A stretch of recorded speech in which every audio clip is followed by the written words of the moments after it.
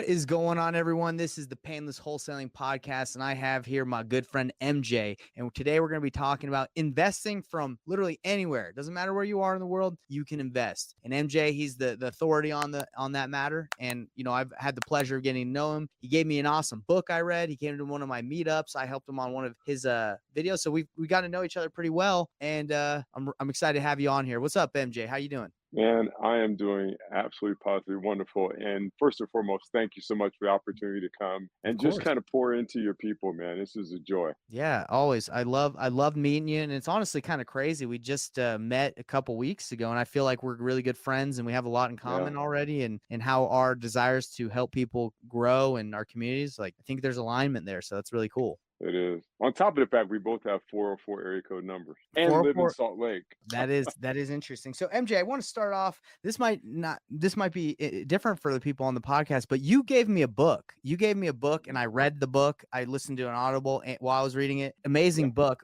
My question for you is, what made you interested in giving me a book? Yeah. It's the kind of thing where you just get a sense of someone that is intentional, that wants to grow, that is functioning in a business model that has greater capacity. And when you Mhm. come across a different tool or resource, whether it's, software, in this case, that be a book, Mhm. and this one by Dr. Ben Hardy that spoke to 10x is easier than 2x, it just felt like it was something that would really meet you at where you are right now. That idea that again, we can give all kind of gifts. I mean, I could have Mhm. brought you something from the Masters tournament because I Mhm. love golf, but that would have been Right. for me. It was, when we identify with the people that we're having the opportunity to engage with and then can pour into them. And it was my hope that that particular book would strike you. And, Oh, it did. praise God, it did. It did, man. That's beautiful. So let me ask you, is that something that you someone taught you to do? Is that something just in your heart you would just like to give? Or I'm curious because I network with a lot of people, and you don't really Uh, see too much of the giving. Yeah, it doesn't. I'm not poo-pooing on anybody. I'm just saying I'm curious about how that comes about. Those are life lessons, and anytime that I can give kudos to my dad for the different things that he shared. I can remember that when I was a kid, and I was going to my first prom, and I started school early, so I was like 14 years old, going to the junior prom or something like that. Oh wow. And he was very intentional about telling me when you pick out a greeting card, make sure you read several of them so that it has the desired impact for the person that you're giving the card to. And Hmm. so the act of giving a card to the mother of the young lady I was taking to the prom, I think was a different dynamic. So that kind of got into the give of Hmm. yourself giving to others, and then the intentionality that it wasn't just any card that said, thank you. It Hmm. was something that reflected the actual activity. And that concept has been nurtured. I think it's been retaught in other examples of people that walk through my life. But I can go back to those early teenage years and kind of Wow. point the finger at my dad. That's amazing, and it almost goes in line with what the book teaches about quality. Instead of just the quantity and just throwing it out there and just being like, "Hey, I Mhm. do this for everyone." Sounds like you're really intentional about the quality of the gifts that you give as well. True, true, true, true. And it shows up in different ways in different engagements, based on who you're you're talking to and getting to know. I remember reading a book. I want to say it was The One Thing, and I could be wrong, but I refer back to The One Thing by Gary Keller, Mhm. and it's this being intentional about listening and so on and so forth. And so, in the book, he talks about an associate that went to visit a friend, and he couldn't meet with him right away, but it was a person that was a headmaster of a border school. And Mhm. just by listening and asking questions, he was able to engage very intentionally with the gentleman that was the head of the boarding school. So much so that when his friend that couldn't be with him came back, he said, "Listen, one of the head of boarding school was really impressed by how much you knew about boarding schools." He says, "I know Oh. nothing about boarding schools. I was just engaged in conversation with him and listening with intent." So those are Yeah. one of those little gifts that we can be engaged in, that produces real fruit. Even when someone gives you a referral. I mean, Mhm. especially if you're asking for one, make sure that you follow up. But you're also letting the person that gave you the referral that you're following up. Be intentional about those things because one, it basically shows your gratitude Mhm. for the connection that was made, and it demonstrates your capacity to that other individual that you're accountable, that you're going to live into the gift that was bestowed upon you, especially in terms of networking and connecting. So those are some things that I've learned, in some cases the hard way, in some cases the Mm. right way. But now I try to continually pay it forward wherever possible with intention. Yeah, that's amazing thing to learn, and I think it's getting more tough to be intentional with all the distractions that are out there. You want to do so much, you're getting distracted from all your phone, social media, all this Mm. stuff. So it is a gift. I think it's a gift and a skill set to really focus and be locked in when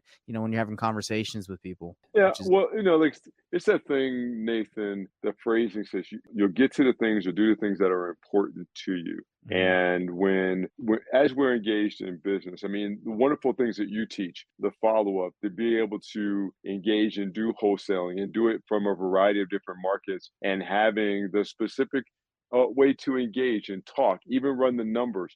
So it's steps that you want to put in place and do them consistently. And therefore, not only can you make your business move forward, but you get a real strong sense of your own accountability to self. And the more that Mhm. you believe in yourself, rather than making excuses for why you didn't do something or an opportunity passed you by, you eliminate all that with being and if what it was my phrase is, do your actions match your desired results? Mm. Do your actions match? You could say a whole bunch of stuff, but do your actions match your desired results? That's what's really going to get people moving forward and being able to discover that 10x is easier than 2x. Yeah. Yeah. Do you think a lot of people's actions don't match their desired results because they don't know what actions to take, or do you think they're just lazy? What do you think is the main thing? Well, I mean, I don't want to say you answered it for me, but I think it's some of both. Mm. I think there's any number of circumstances where individuals they those bright shiny objects, they'll distract you. Hey, I want to go do this. Or I want to do this deal. I want to do that deal, and they're not really weeding out to say, okay, this is my set of goals. This gets me moving that direction, and if it doesn't get me to that goal I've established, then I don't need to commit to it. I don't need to say I want to do it, or if it's something I'm going to do, express it in that fashion. That's something that I may want to give time and attention to, but not right now. I'll write that down, put it in a journal, and maybe I'll come back to that Yeah. when the timing is right. It's no different than deals. I mean, we know that the ideal scenario is the right time and the right deal. The Hmm. wrong time and the right deal doesn't work. Right. The what is it? The right deal was it? I said wrong time, right deal doesn't work. Hmm. Wrong deal, right time doesn't work. You're So right. never get emotionally attached. Just Yeah. always be in a position where you can do the right deal, the right time. What's that? Another thing, you and I teach this both. It's like, look, if it's your first deal or your next deal, and just say there's a gap between the two. Yeah. We can never get in a position where we're emotionally attached to it. Okay, Yeah. Of course. I got to do a deal for the sake of doing a deal. That Hmm. that is a formula for disaster. Of Okay, course. so when it comes to why or how people get engaged in things or don't do things, or if they miss the follow through. I think it's just a combination of the two. Don't overcommit and just definitely be intentional about the things you know are going to get you to your end goal. And may look, I'm trying to get in 5 deals this month. Well, that means you're gonna have to look at 100 to get to 50 to Mhm. analyze to get to 20 that you actually make offers on Right. to get the 5 deals you're going to do. But we have to be intentional about the hundreds before we can even get to the five successful. Yeah, I think a lot of people they focus on just getting like the 100 just done just so they can say they got it done, but you're saying it has to be, especially when you're investing nationwide, like or not even Hmm. nationwide, anywhere. Yeah, Yeah, you can invest anywhere, but that doesn't mean you should invest literally just anywhere in the world. You got to be really focused on where you're going, right? exactly. Um, I spent a lot of time when I first started wholesaling just thinking I needed to find a good deal. Just like, and when I say good deal, I just mean anywhere.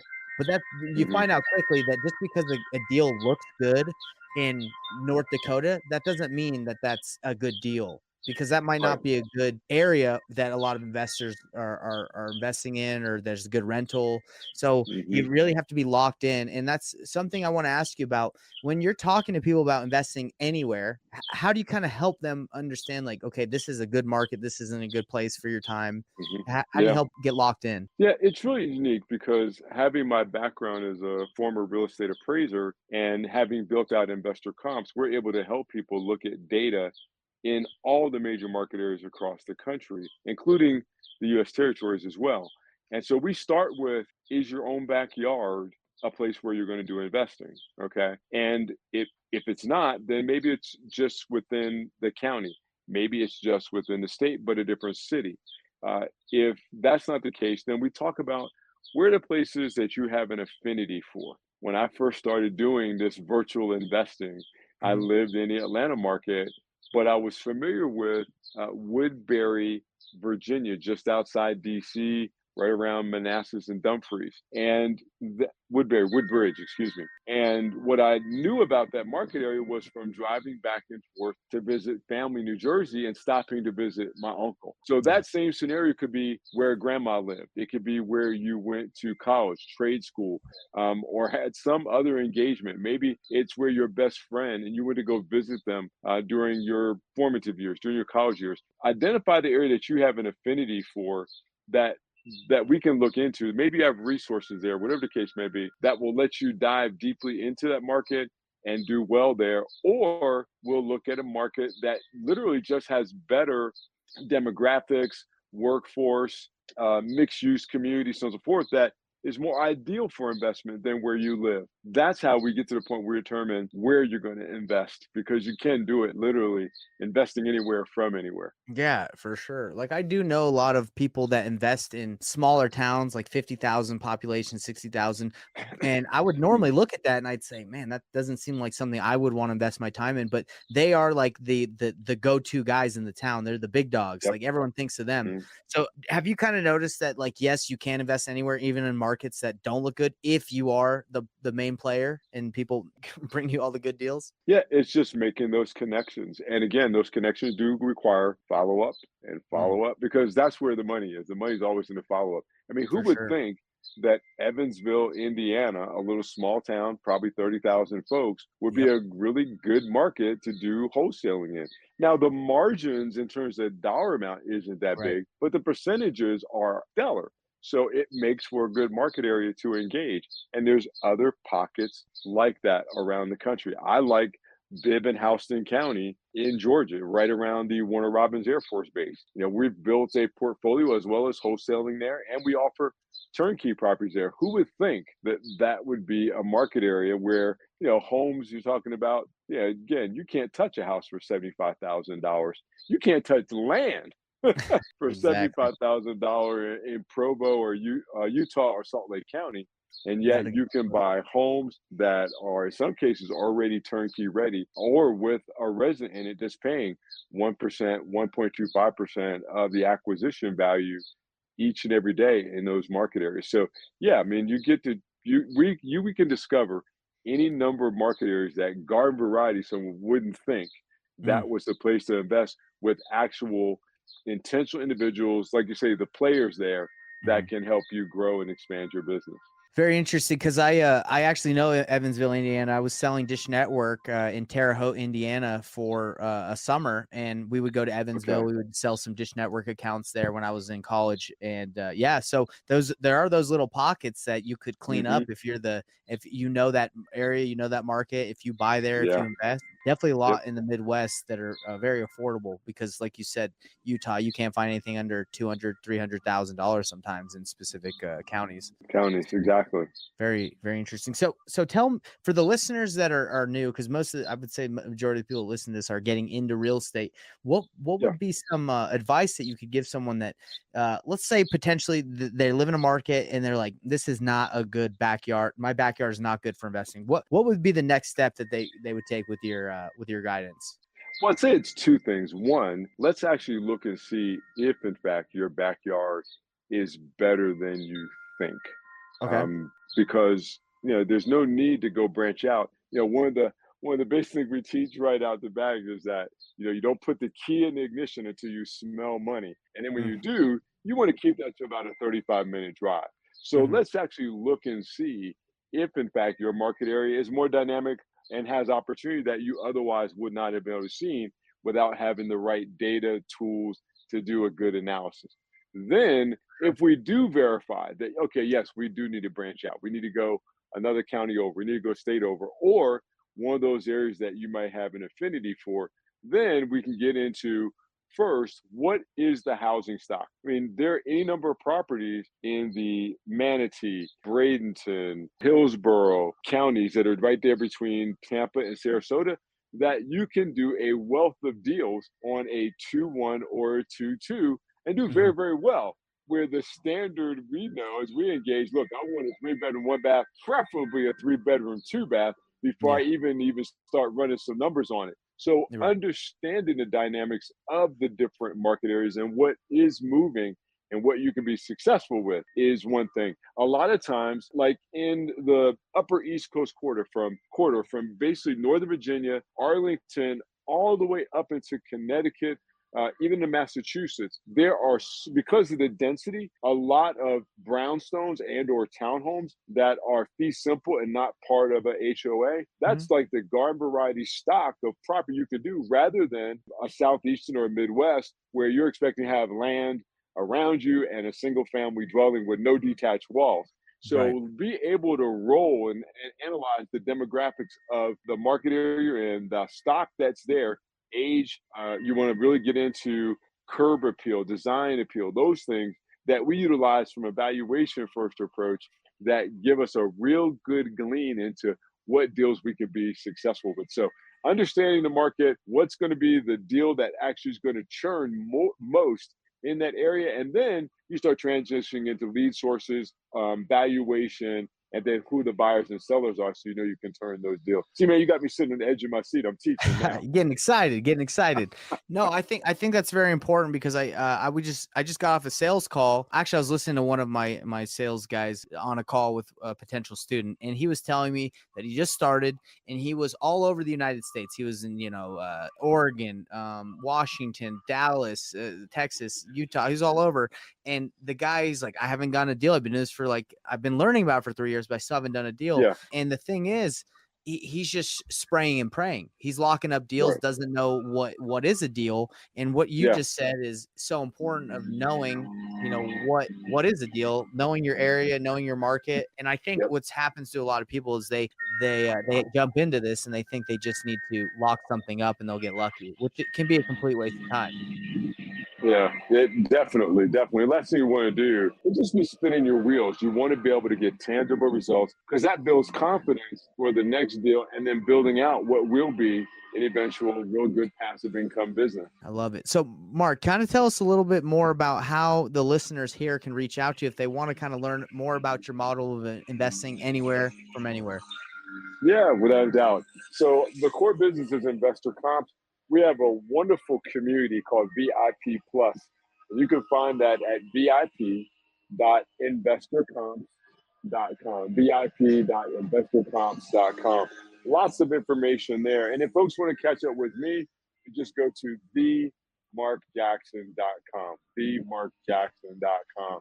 It has been my joy to take everything I've learned as a real estate appraiser and convert that into first becoming an investor, but then teaching and training and working with clients that was originally domestically and has grown to international. We have folks that are as far away as Europe and Italy and Germany and Scotland, all the way to Australia, that utilize and are part of the Wow. VIP Plus community. So there's lots of synergy, conversation of people looking at different deals around the country. But then what really is special is those individuals that are coming to being VIPs for the very first time, whether they're active investors actually looking to wholesale and do deals, or to deploy capital as a practice professional that maybe has a self-directed IRA. It's amazing how many deals happen between the members, the active investors, and the passive investors. We all get to speak the same language and communicate together. It makes for a really good, secure, safe environment, but with a lot of good success as well. Yeah, and I think we can just end with the importance of having a great network and a community to doing deals. It's not like Yep. you have to just feel like you're doing this on your own. Whether, if you're brand new, you need to connect with a great community, whether you go to like meetups, that are free, whether you join a community, like you can learn a Yep. lot from others instead of just trying to figure it out yourself. Yep. It's so true, man. It is so very, very true.